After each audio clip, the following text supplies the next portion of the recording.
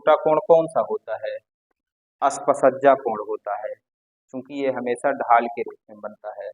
और सबसे बड़ा कोण जा कोण होता है, ये हमेशा परपेंडिकुलर होता है, 90 अंश का कोण अवतरित करता है। ठीक है, अब इसकी एक कहानी हम आपको बताते हैं। एक गांव है जिसपे कोई एक बहुत प्रिय व्यक्ति है, जिसको लोग प्यार से जैसे चाचा कहते हैं या चच्चा कहते हैं।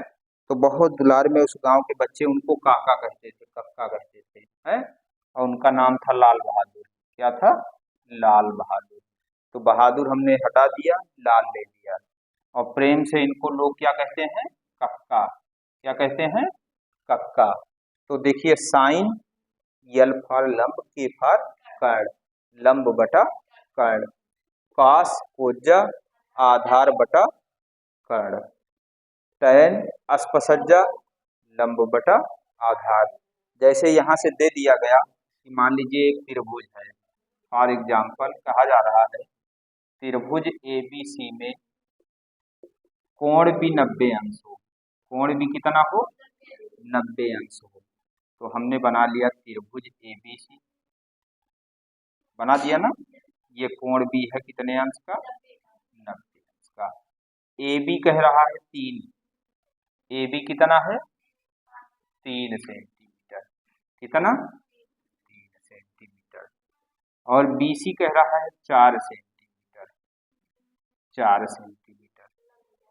अब यहां से कह रहा है कि काश C, tan C, cosec C, सेक C, इन सब का मान निकालना।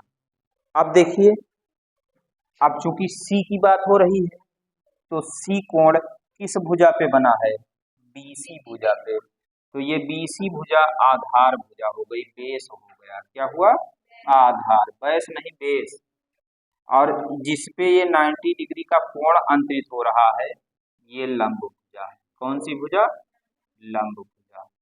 लंब और कर्ण के शीर्षों को मिलाने वाली भुजा कर्ण भुजा कहलाती है। क्या कहलाती है? कर्ण। और किसी भी त्रिभुज में कर्ण सबसे बड़ी भुजा होती है।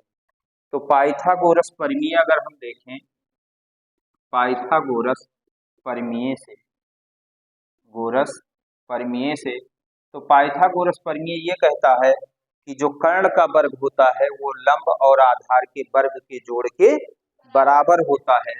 तो कर्ण का वर्ग बराबर लंब का वर्ग धन आधार का वर्ग। ठीक बच्चा। अब देखिए, लंब कितना है हमारा? 3 है, तो 3 का वर्ग। आधार कितना है? 4, तो 4 का वर्ग। 3 का वर्ग 9, 4 का वर्ग 16, 16 में 9 जोड़ोगे 25। अब देखिए, चूंकि यहाँ कर्ण का वर्ग है, वर्ग हटेगा तो वर्गमूल निकलेगा। तो कर्ण कितना आ जाएगा हमारा? 25 का वर्गमूल 5, तो 5 सेंटीमीटर। ये कितना हुआ? 5 सेंटीमीटर। अब यहाँ से हमें निकालना है काश C, काश C। तो काश C AB भुजा पे, BC भुजा पे बना है, तो आधार बटा कर्ण, काश C। आधार इसके लिए क्या हुआ? BC हुआ, और कर्ण क्या है? AC है। तो BC कितना है? 4, और कर्ण कितना है? 5 है। ठीक। उसके बाद टैन, टैन C बराबर आधार, लंब कितना हुआ? लंब बटा आधार। तो लंब है 3, आधार है 4, 3/4, मतलब AB बटे BC बराबर 3/4। यहां से cosec C, cosec C, cosec किसका उल्टा होता है? साइन का उल्टा। तो कर्ण बटे लंब, कर्ण कितना है? AC है। कर्ण कितना है? AC है। लंब कितना है? AB है। AC बटा AB, AC बटा AB। तो AC की वैल्यू 5 है और AB की वैल्यू 3 है। सेक C, काश का उल्टा, तो काश का उल्टा होता है कर्ण बटा आधार। कर्ण कितना है? AC है, आधार BC है। AC बटा BC, तो AC की वैल्यू कितनी है? 5, और BC की वैल्यू कितनी है? 4। ये हुआ आंसर। ठीक भैया। तो त्रिकोणमिति मतलब होता है 3 कोणों का माप। और उसमें कौन सी थ्योरम हम लगाते हैं? पाइथागोरस प्रमेय। कब?